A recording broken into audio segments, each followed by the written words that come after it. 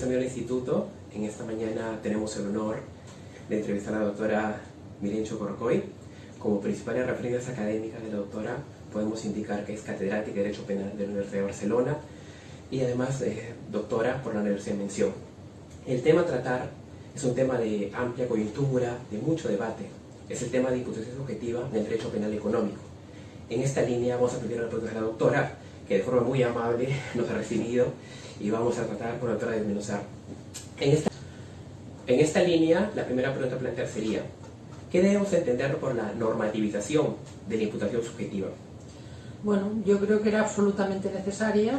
Yo hace mucho tiempo, antes incluso de que el derecho penal económico tuviese la fuerza que tiene actualmente, que había entendido que el dolo no podía ser, la idea del querer no tenía ningún sentido en el dolo.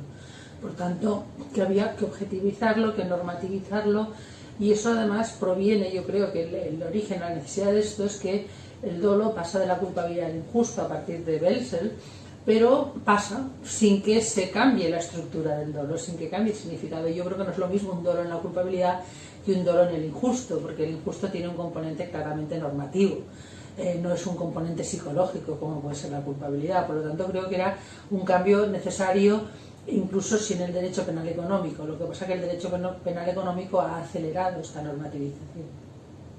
Continuando con la ronda de preguntas, me gustaría realizar una pequeña cuestión. Me gustaría consultar sobre el estado de este clásico debate dentro de la imputación subjetiva, dentro de a lo que refiere la culpa consciente y el dolo eventual. ¿Qué diferencia podríamos encontrar para darle un tratamiento más adecuado a esta problemática tan clásica del derecho penal, o sea, de acuerdo a su perspectiva? Bueno, aquí ha habido diversas propuestas. Hay quien ha propuesto crear una figura intermedia entre dolo eventual y culpa consciente, el Regnes, otras personas como Busto Ramírez en su momento, el profesor chileno, propuso atenuar el dolo eventual.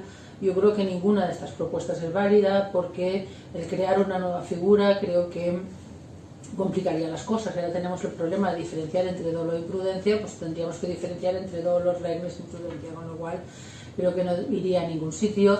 Respecto de la atenuación de la pena, creo que tampoco debe ser algo obligatorio, sino yo creo que se puede tener en cuenta cuando estemos en un dolo que está en el límite con la imprudencia, imponer la pena inferior que sea posible conforme al tipo penal, y en el caso de que sea imprudencia pero límite con el dolo, pues poner la pena máxima de la imprudencia, es decir, jugar también con la determinación de la pena en ese sentido.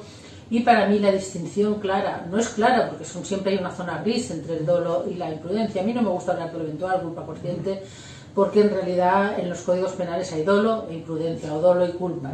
Son términos que son de la doctrina, me parece bien, se han creado precisamente para buscar diferencias entre uno y otro, pero yo creo que partiendo de que el dolo lo entiendo como un conocimiento desde una perspectiva normativa, es decir, lo que podemos probar a partir de las circunstancias, de los datos objetivos, de las pruebas que tenemos de lo que el sujeto conocía, creo que en la imprudencia siempre hay un error sobre el riesgo que realmente se ha creado.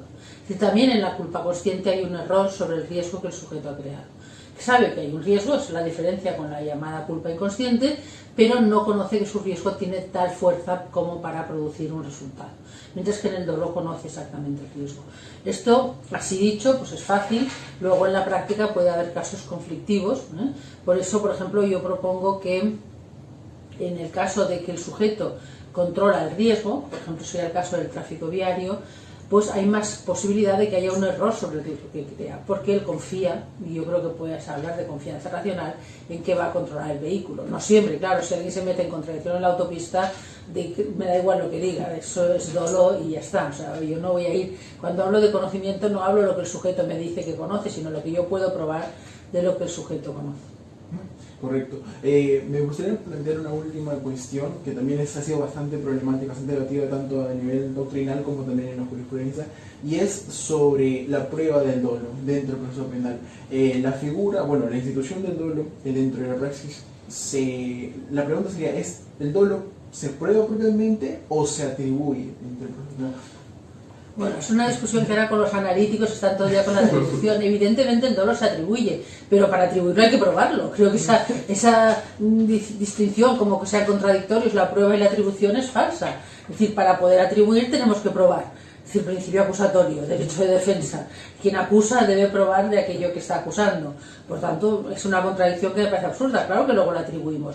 Si entendemos lo de atribuir en el sentido de que no estamos sabiendo la verdad, porque realmente lo que estamos diciendo, bueno, pues a partir de esto que hemos probado, nosotros atribuimos que hay dolo. Bien, incluso aquí hay un alumno que está haciendo el doctorado que dice que es el juez el que decide si hay dolo o no. Bueno, pues, yo creo que no. Yo creo que en ese sentido la jurisprudencia española creo que ha dado un paso importante, entendiendo que el dolo es un hecho que debe probarse igual que los elementos objetivos. Igualmente este elemento debe probarse a partir de datos que tengamos, que pueden ser unos WhatsApp, que puede ser una conversación, que puede ser cualquier elemento probatorio que permita asegurar que ese sujeto nos diga lo que nos diga, conocía, partiendo de un concepto de un ciudadano normal con las circunstancias en que se encuentra este ciudadano.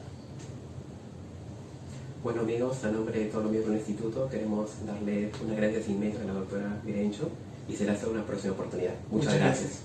Gracias.